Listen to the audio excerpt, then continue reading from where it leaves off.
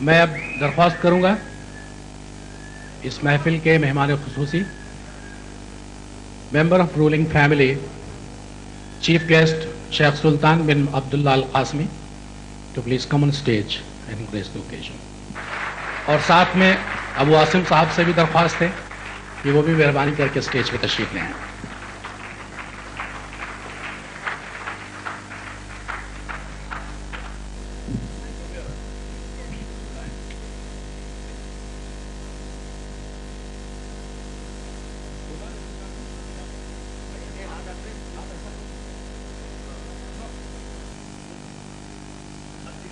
अब इससे पहले कि आगे ही कार्रवाई शुरू करूं, मैं तमाम शोराए-ए-किराम से दरख्वास्त करूंगा कि वो मेहरबानी करके जो लोग नीचे बैठे हुए हैं वो स्टेज पर तशरीफ ले आएं।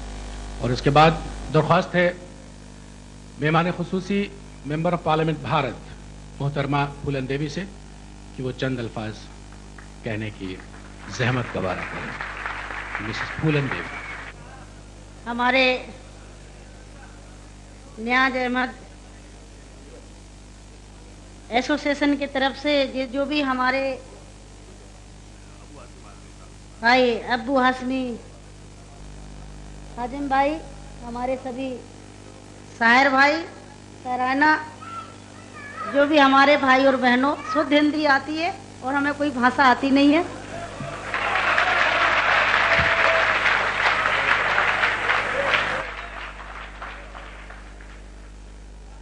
जो आज एसोसिएशन की तरफ से मैं बुलाया गया है, मैं भाई अब्बू हाशमी जी को धन्यवाद देती हूँ कि हमें दिल्ली से बुला के इतना बड़ा मान और सम्मान दिया।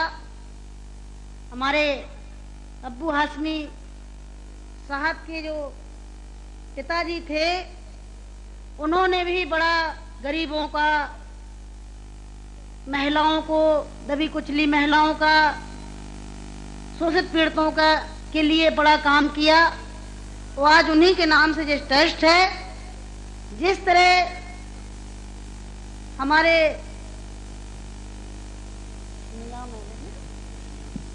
नियाज अहमद जी साहब जी जो दबे कुचलों की सेवा कर रहे थे, हमारे भाई अब्बू हाशमी जी ने जो उनके बेटे हैं, उन्होंने उन्हीं के नाम से एसोसिएशन जी ट्रस्ट बना के और उन्हीं के कदमों में चलने के लिए संकल्प लिया है।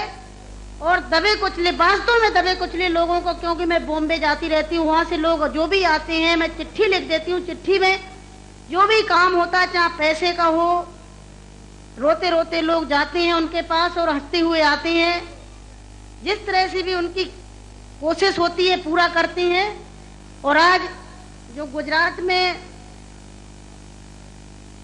तूफान में लोग, भूकंप में लोग जो मर गए हैं, उनके लिए बहुत बड़ा प्रयास करके यहाँ पे ये आप सबको बुला के बहुत बड़ा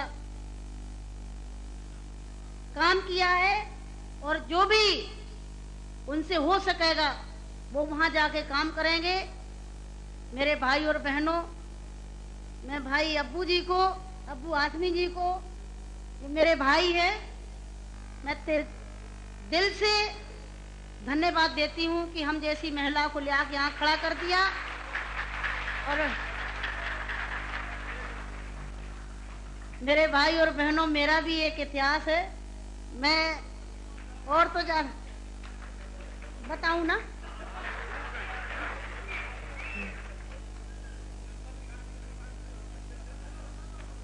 इस जमाने की मुसीबत की मारी हुई मैं महिला हूँ। हमें पता नहीं था, मेरा नाम फूलन देवी है, लोग बैंडिट क्वीन के नाम से जानते हैं।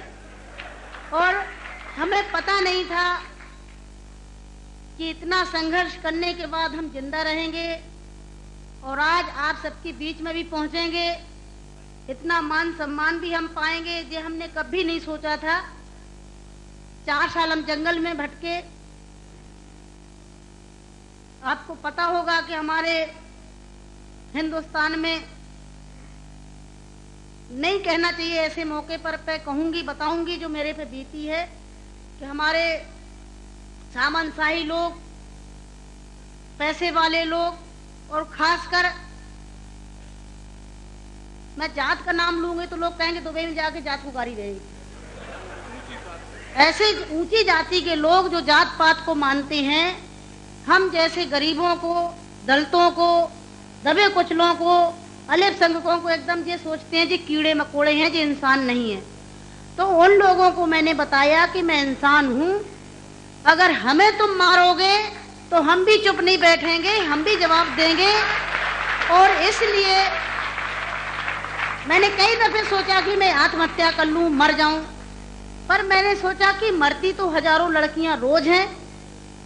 बताओ, हमें डाकू के नाम से जानते हैं लोग, डाकू, फूलन देवी डाकू। बताओ, मेरी 4 हाथ पैर हैं।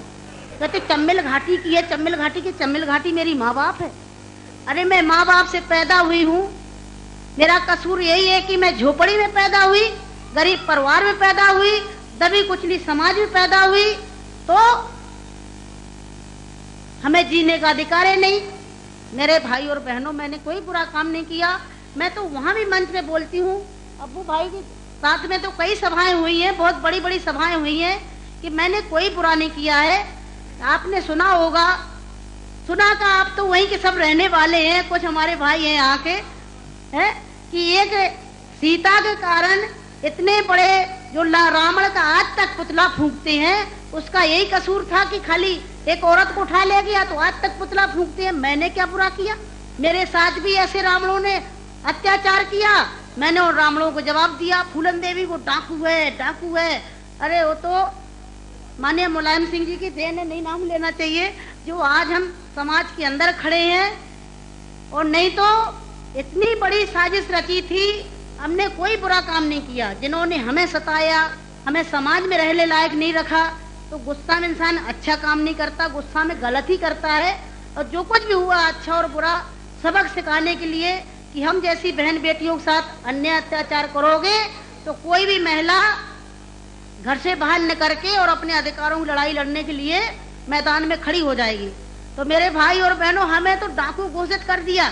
जब मैं चुनाव लड़ने जाती हूँ तो सब एक ही भाषण रहते हैं, किसी के और कोई भाषण नहीं रहते हैं। बताओ, मैं डाकू दिखाई देती हूँ? क्या होता है डाकू? है, तुमने हमें सताया, हमें लूटा पीटा। डाकू तो वो बेईमान जो हम जैसी महिलाओं को लूटते पीटते हैं।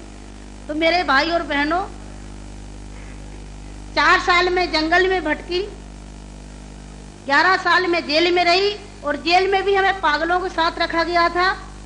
अच्छी जगह नहीं रखा गया, जहीं पागल महिला थी, पागल महिलाओं में रखा गया था।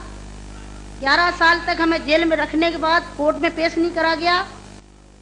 और जब जेल से छोड़े गए तो बहुत बड़ा हमारे हिंदुस्तान में तूफान आया कि इतनी बड़ी डाकू को छोड़ दिया गया, बहुत बड़ा अन्याय हुआ।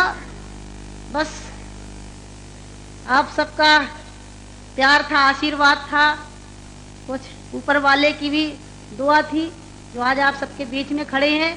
और ज़्यादा कुछ नहीं कहूँगी कि जो हमारे यहाँ पर सब एक होके बैठे हैं, हमें बड़ा खुशी है कि हमारे जो भी भाई हैं इकट्ठे होके बहुत बड़ा आज हमारे अब्बू भाई ने काम करा है। और आप सबसे भी विनती करूंगी कि हमारे भाई अब्बू जी का पूरा सहयोग दें, साथ दें, जो और आगे बढ़ सकें और दलितों की, हम जैसी दुखी और गरीबों की, महिलाओं की सेवा कर सकें। आप सबकी जरूरत है कि आप सब सहयोग दें, जो हमारे अब्बू भाई आगे बढ़ सकें। तो मेरे भाई और बहनों, आप सबको मैं धन्यवाद देती हूँ, और भाई अब्बू जी को भी धन्यवाद देती हूँ कि यहाँ पर बुलाया, बहुत बड़ा सम्मान दिया।